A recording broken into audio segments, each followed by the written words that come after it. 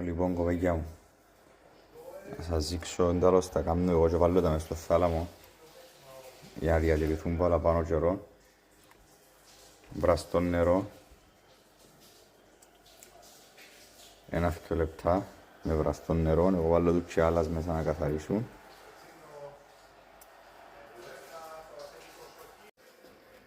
Αδειάζουμε το νερό τέτοια, βάλουμε τα πάση μια πετσέτα.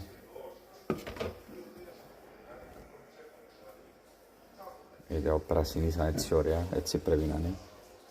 Λοιπόν, πλώνουμε τα μέσα στην πετσέτα, λίγη ώρα, ώσπου να στεχνώσουν λίγο. Και άμα στεχνώσουν λίγο, σακουλούθκια που κλείουν από πάνω, γεμώνουμε τα